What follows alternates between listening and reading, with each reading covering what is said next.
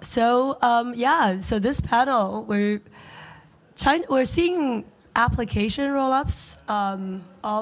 It's a Cambrian explosion of it on Ethereum. It sounds familiar, right? Wasn't there like an app chain thesis somewhere by some chain a while ago? So how's it going though? Well, we're hurting for liquidity, but it's going. But once we defund the dealers, yeah, I mean, I think we're still seeing a lot of like the premier innovation happening on Cosmos chains. I mean, Celestia is built on Cosmos, Penumbra, Anoma. You've got a lot of other, like anywhere, DYDX, anywhere where you really need like, explosive power and you want to enable application developers to have as much control as possible over the consensus, the kind of Cosmos stack enables that, right? And so that's still happening, but we'd love to see more kind of integration and sort of back and forth with the Ethereum community. I think we've both learned a lot from each other, and that's kind of pushing the whole space forward. Okay, so where to go from here? I think kind of the big difference in my head is what's being prioritized. Like, I think at some state this is very convergent designs, but I think in Cosmos right now, one of our main focuses is like decentralized consensus, or like how you can get short-term decentralized inclusion commitments, or get your validators to do more to reduce like reliability concerns. But I don't know, lots of shared learnings, like how do you get fast inclusion times with pre-comps and stuff. I don't know. Not sure where to go from. What's the prompt? What was the prompt again? Well, how's it going? Exactly. I want to raise attention to the fact that like we all have very appropriate names. Like I'm Vitalik, and like I care about not dying. You're a dev named Dev. You're an Ethereum adjacent person named Ethan, and you're Ken Next Generation, and you have the there's the alternative thing. So yeah. So, okay. So what's the prompt again?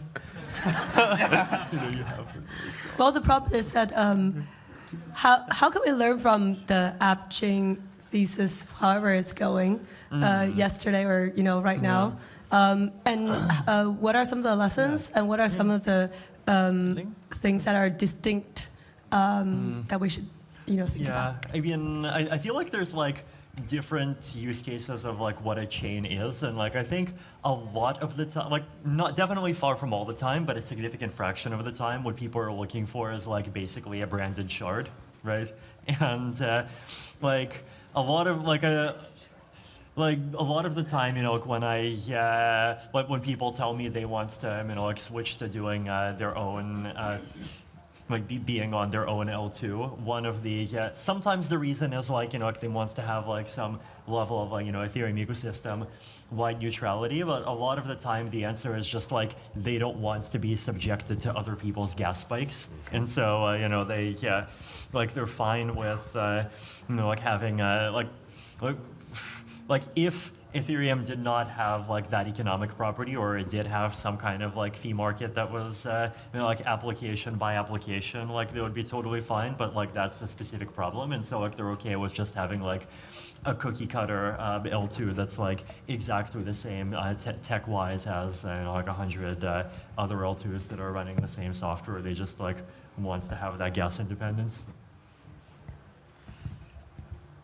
I mean, I imagine at some scale when, for DeFi applications, they'll care about things like MEV or decentralized inclusion. Or I hope we dream of this world where it's not all centralized rollups, where you have like one person gets rights over censoring people. Do you prefer short-term rights? Do you prefer like L2 decentralized sequencers or based rollups? L2 decentralized sequencers, in my view, I think you want them to go faster. Why don't we? What's the minimum time you need for like sharing data? One internet global round trip for like one validator to tell everyone else something. So for your L1 design, especially with Ethereum, you don't want to parameterize that world, but you would like to give block data from many proposers that quickly, as quick as speed of light lets you.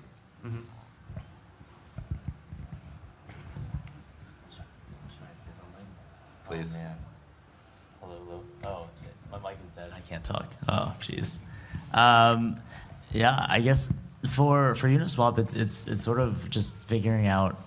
Or actually, sorry, let's walk back here. Uniswap is deployed on many L2s as well as Ethereum. There is no app chain Uniswap. But hypothetically, hypothetically, if we were to explore something, I think it's honestly just a battle of trade-offs, right? Like, we love Ethereum, obviously. Like, there's just so much lore behind Uniswap's origin. Yeah, but there's the whole goal of making Uniswap, I guess, more useful is to make it easier on users, and just like letting there be more composability. Obviously, security is top of mind. We want censorship resistance, right? We don't want anyone shut out from being able to use Uniswap and all facets of it.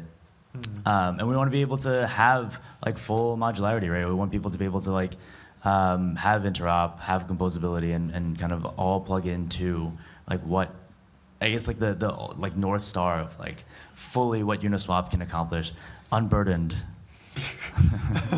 by what has been. Thank you for laughing. I mean, so what's the concern of being your own app chain? Like, I shouldn't follow this. Like, what's the downside? You can get security via Ethereum via restaking or So I actually didn't follow. What was the concern side? Well, it's not really concerned. It's just like I think everything that we, if we were to explore this, right, everything would come with its own trade-offs, right? We're either breaking modularity, breaking censorship resistance, or I guess hopefully not ever, in terms of decentralization. But also, like, what are we actually doing for users, right? So, like, for us, it's really thinking about how we're creating the best surface area for access for all users. Yeah. And I think that's a really tough thing to say, because I'm using this magic wand of just like all users being like every person in the world. But realistically, that's not, we're not actually, we can't actually touch everyone in the world, but we can try. Mm-hmm. And it's really tough to do that when you do have these like sort of like pockets of I guess app chain choices.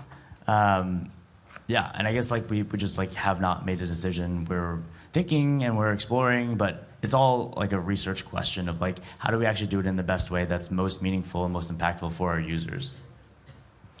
But how do you feel that app chain fragmentation is distinct from like L2 fragmentation from the user's perspective? Yeah, so I guess like that's a really good question. There already exists like so much static friction on like how users are going to onboard to L2s that it's like, I guess we're kind of if we were to think about like Cosmos, it would be kind of like, how do we now like make a hard right and like shift and do it? And you've seen this with DYDX and you've seen this with others. And again, like no disrespect, love these guys. But it is like way harder to kind of recreate that mode, to kind of like get the activation energy to move everyone over, to kind of have these users and to have composability. Maybe DYDX doesn't need composability the same way that Uniswap does, but a lot of what makes Uniswap so special and so powerful is being able to tap into everything else. Right, it's being able to like use the liquidity for everything else on Ethereum, and being able to kind of leverage all of the assets, the users, and the order flow. For order flow concerns, like if it's from the Uniswap UI, it seems like the end state's going to be you place a intent on wherever something on chain from wherever the user is, and then someone competes to fill it as like quickly as possible, and more so than. And then you just have some challenge period equipment times. I don't see how an app chain differs here. Like if you have somewhere to sequence all intents really quickly to make a decentralized competition to fill before whatever L2's block time, L2 they're on confirms. Or maybe step back. Like I actually don't see how user fragmentation's changing if there's an app chain to coordinate versus you want some coordination layer that's very fast and decentralized inclusion. And it doesn't matter if one rollup gives that to you, if you weren't worried about block space. But otherwise, you can have your app chain do this. Yeah, I mean, I had an experience recently, which I think is worth plugging here, when I bought a NFT on Stargaze using atoms that were on the Cosmos Hub. And so with one transaction from the Stargaze front end, I signed one time. It took my atoms from the Cosmos Hub, transferred them to Osmosis, swapped them for stars, sent them over back to Stargaze, and bought the NFT. So that's like multiple chains, multiple actions, multiple applications, all in one transaction signed, right? So the user doesn't have to care. They happen to have assets somewhere, but it was just like nice. I mean, if you haven't tried this, I really recommend you should. This is, what can be the user experience. So it feels like, whether it's kind of L2 or an app chain, like we can solve that kind of problem with, like you were saying, like the right, simple front end for the user, and then what's happening under the hood, they shouldn't have to be exposed to. Do you want to say something? No. No, okay. The mic is dead again, so I can't respond. Kidding. Okay. All right. Here. All right. So there's two different things here, right? You're talking about the user experience. You're talking about actually liquidity. Those are two different things, right? Because you're saying that for the front end flow, everything is kind of moving off chain, which is kind of like the panel right before this is what I kind of poked to Vitalik and Ansgar about, right? Liquidity moves off chain, which means that it's no longer like on any chains. It's private market makers being able to fill that. That is a different fundamental issue. Yeah. Oh, okay. Actually, do you think that's fundamental? I actually would guess. I do think so. Because like right now, liquidity, there's a lot of liquidity that exists on chain, and what you're saying right now is like if you're filling intents, then you're letting people kind of fill orders from anywhere, right? It can be on chain, it can be off chain, and I will sort of caveat all of this by saying that Uniswap X is only like a very small subset of like the giant market share that makes up like DeFi and even like Uniswap transactions. But again, liquidity moving off chain is inherently sort of something that can like be applicable for Cosmos chains as well, for app chains. And so it does kind of allow us to kind of plug back into this. And I guess I'm not saying that like, we're committed to one or the other. I think like, I'm just saying that there are trade-offs here. And I like, honestly, shout out to like Barry from Skip. Like I've learned so much about like what's happening on Osmosis, this like LP backrunning stuff, decentralized block building. It's fucking sick. Thanks. I guess I don't know. Do you want to talk about the liquidity going off chain? Because this one actually feels surprising to me. I feel like you'd get similar to like centralized exchanges. You have some order book already there, and why do you post early? Because you have a first in first out mechanism of like people who post things that the market can parameterize off of get to be executed first. So you get this advantage for revealing what your preference is earlier on. And so you want somewhere to coordinate that. The reason I was saying, what I was mentioning with the intents was more so that suppose you have one place for people to coordinate whatever they want to be publicly visible. Then you can have intents that are parameterized such that you will get at least as good of a price as, say, DEX app chain. Or the intent gives you filler gives you a better price. But if it's not as, if your price you get is worse, then it would fall back to you oracle into what is a DEX chain, and you oracle, any intent filler has to oracle into what's the DEX chain would give you, or they could just give you that price by doing the swap there. But also, or I could be on a based rollup and like tap into like Aave, some Aave vaults and be able to like leverage long my position on like optimism, or on a based rollup where I'm able to kind of use my LP in a more like capital efficient way. Right? And like these are all trade-offs, and I'm kind of throwing it out there. Yeah, true. And the base rollups, you had the only downside of the base rollup is just what is L1 block time and fee market for DA. That you have to coordinate on that. Or I guess also, what is the inclusion trade-off? What's your inclusion guarantees you can give users? Yeah, so I think we clearly immediately fell down the rabbit hole of two DEXs who kind of care about similar things, like intents, and then how that's executed. But our Ethan and Vitalik seems bored. So, I think one of the main differences between the two ecosystems, is the sovereignty aspect of application specific. Mm-hmm. Well, let's set aside whatever sovereignty means, but application specific chains do have their benefit, but what's the downside? Mm-hmm. I think a lot of it depends on what level of application specificness you go, right? Because if you have a branded shard, then basically the only downside is like you lose synchronous composability, and in the short term you also like lose you get a bunch of other UX annoyances that are like basically temporary because like the wallets still haven't implemented very basic stuff like making the chain ID part of the address. But like that's just like a UX problem that is going to get solved, right? And so like once like. That's like in the limit, basically. Yeah, like synchronous composability, I think, is like the only thing that you give up. And then the async. I mean, it doesn't even like need to be like it can even be faster than Ethereum speed async. It can be like like async, like speed at the order of like what happens within some of these sub ecosystems. If you try going more application specific, that in the sense of like give up the EVM and like make application specific logic and so on, then like you lose more because like you lose access to things like like Etherscan and like a whole bunch of like testing and like understanding the chain infrastructure. You might have to like figure out a custom like line if you want people to trustlessly like access the chain and so on and so forth. And then at some point, like if you decide to like change the cryptography, then like obviously you lose EOAs. Though like I'm all in favor of like losing EOAs and accelerating the transition to smart contract wallets. Like I view it as a concentric circle thing, right? It's like basically, like how serious are you actually taking the be your own chain thing, right? And like there's like an entire spectrum from like basically, like being a branded shard, so like basically just like having a server that like publishes Merkle roots to Ethereum with proofs once in a while. Yeah, I think that's right. I mean, the main downside of having application-specific chains is that they don't necessarily compose, and they might have different tools and different infrastructure.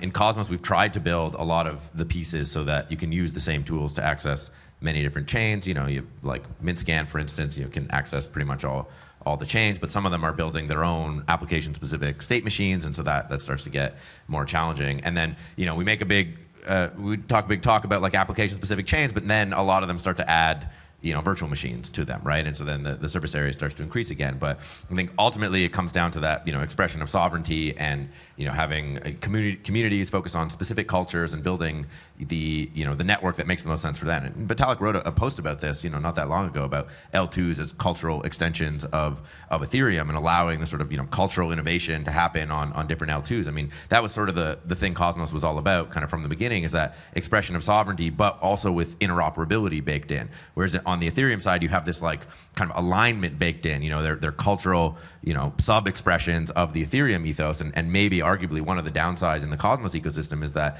overemphasis on sovereignty can lead to, fragmentation and sort of like, like more infighting to some extent. And so that's something we're trying to address a little bit by, bringing people back together around the Cosmos Hub, making the Hub the best place to launch a chain. But there's still, a lot of very powerful ecosystems, independent ecosystems built that, they don't necessarily emphasize the Cosmos branding. You've got like Barachain and DYDX, and even Polygon actually has Cosmos tech under the hood, but you might not know it. So probably a lot of Ethereum rollups would benefit tremendously from adopting the Cosmos stack, from adopting Comet BFT and IBC and so on.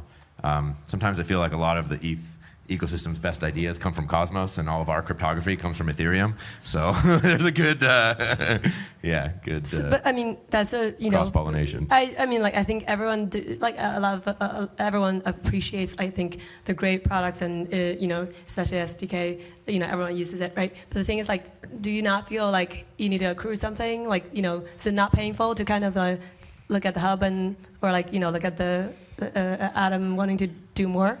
Yeah, I mean, there's an irony here in that, like, the sovereignty, Vitalik mentioned like not being subject to other people's gas prices, right? We kind of took it further. It's like we don't want to enforce any political economic constraint on you, right? It's just technology. You'll be interoperable. You can build your own thing, right?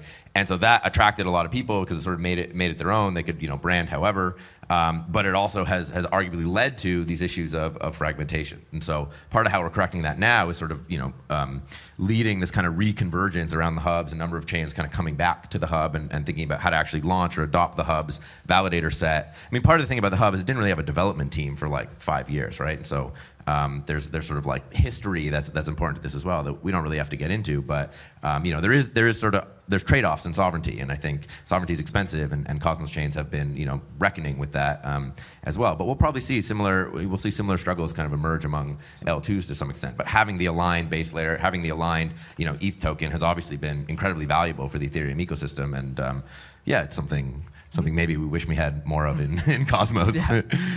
Something I think is interesting here, though, is like I think L2s and app chains are roughly the same problem, but L2s are I feel like branded as Ethereum focused. I think fast forward a few years, you'll start having like in Cosmos we're thinking about how do you make cross-chain standards to like have one chain's cultural policies benefit everyone else. Like if one chain cares about censorship resistance, let's make a bridge standard on IBC to make that like make both Osmosis and the hub like boost each other's censorship resistance by updating IBC. I think we'll start getting something similar in rollups or like the L2 space eventually when once it's not like rollups mean DA posted to Ethereum, but DA posted to maybe a couple layers, and it's like a full node property of what they care about. But you can start getting more, just more cross rollup properties for or cross L2 properties for boosting each other's like guarantees. Mesh censorship security is like a thing in Cosmos that's similar to eigenlayer restaking, but not focused on just using ETH as a restaking token, but having kind of each of these chains restake on each other, but also make in-protocol limits. So like Osmosis can have some like bounded relation with the hub of where we want like maybe 20% security shared, and independently have 20% of security up to 20% come from Ethereum restaking. And I think there's been many posts on the topic of like how restaking affects the base layer, but now by putting this in protocol in like the Cosmos stack, we can start, or in not stack, just like how people think about it, we can start having protocols reason about to what extent they want to overlap with other chains or other ecosystems, and get all the benefits better explore the trade-off space between how tied they are to any other one chain, and also be tied to many other ones. Like imagine Optimism and Arbitrum app chains like being dependent on each other. Like if two apps just share a lot of users and stuff. Well, You're not being quite. censored. Yeah, exactly. Okay, I think okay. Last question. Again, this is to the two of you.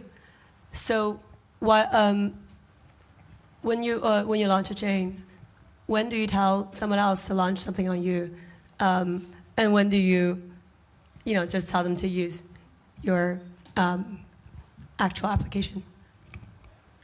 I usually tell people to start simple, like with a smart contract on Ethereum, and if once they find product market fit, or if they need a more advanced control over the consensus, or the MEV prevention, or the gas, or whatever, they can move off either to a roll up or to a Cosmos chain. I mean, I think the path DYDX took is kind of maybe archetypal of how this should go. Start as a smart contract. If you hit limits, you move on to a roll up. If you hit limits, you move on to your own sovereign app chain.